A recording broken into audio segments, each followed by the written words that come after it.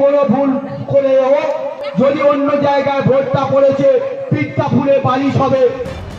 Vote যত এগিয়ে আসছে চরমে উঠছে হুমকি হুঁশিয়ারি।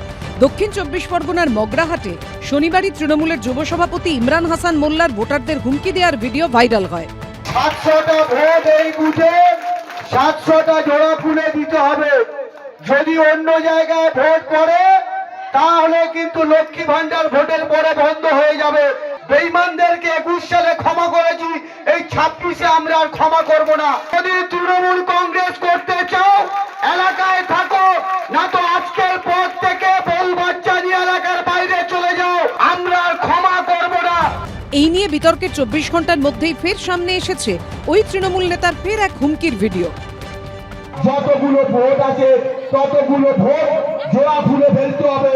জোড়া ফুলের বাইরে যদি কোনো ভুল করে হোক আর ইচ্ছা করে হোক, যদি অন্য জায়গায় ভোটটা পড়েছে পিঠটা ফুলে বালিশ হবে, তার দায়িত্ব কিন্তু আপনাদের।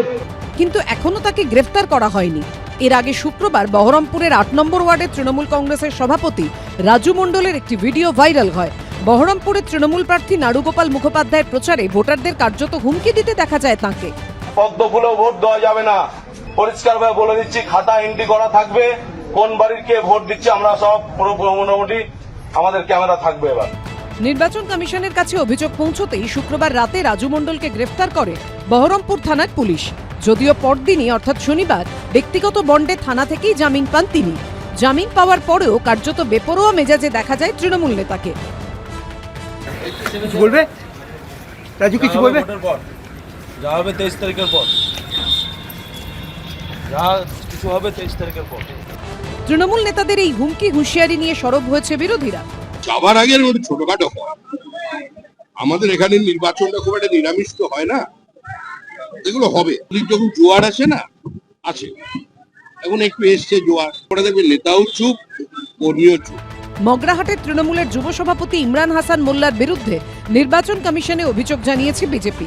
অভিযোগ জানানো হয়েছে উস্তি থানাতেও। হিন্দল দে, সোমনাথ মিত্র ও সুদীপ্ত আচার্যর রিপোর্ট, এবিপি আনন্দ। নিত্য প্রয়োজনীয় জিনিস, রান্নার গ্যাসের পর সাধারণ মানুষের ঘাড়ে মূল্যবৃদ্ধির বোঝা আরো বাড়ল।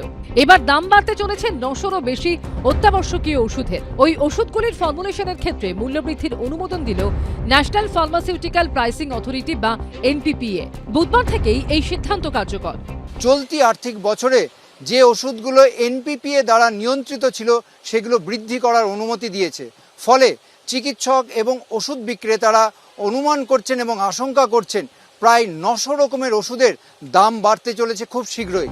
বুধবার এনপিপিএ জানিয়েছে, পাইকারি মূল্য সূচকে পরিবর্তনের ভিত্তিতে নির্মাতারা জাতীয় অত্যাবশ্যকীয় ওষুধের তালিকায় অন্তর্ভুক্ত নির্ধারিত ওষুধগুলোর দাম 0.64% পর্যন্ত বৃদ্ধি করতে পারবেন।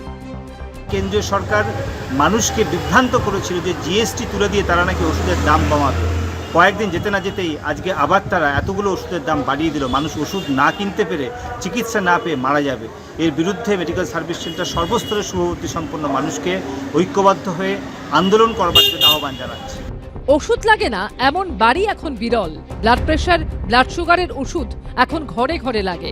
বিভিন্ন ওষুধ বিক্রেতা এবং প্রস্তুতকারী সংস্থা সূত্রে খবর, প্যারাসিটামল, অ্যাজিথ্রোমাইসিন, সংক্রমণ প্রতিরোধক, ডায়াবেটিস ও উচ্চ রক্তচাপের চিকিৎসার ওষুধের দাম বাড়তে চলেছে। সূত্রের খবর, ওষুধগুলির সংশোধিত মূল্য তালিকা দ্রুত প্রকাশ করা হবে। ঝিলম করঞ্চায়ের রিপোর্ট, এবিপি আনন্দ, কলকাতা। এবিপি আনন্দ, এগিয়ে থাকে, এগিয়ে রাখে।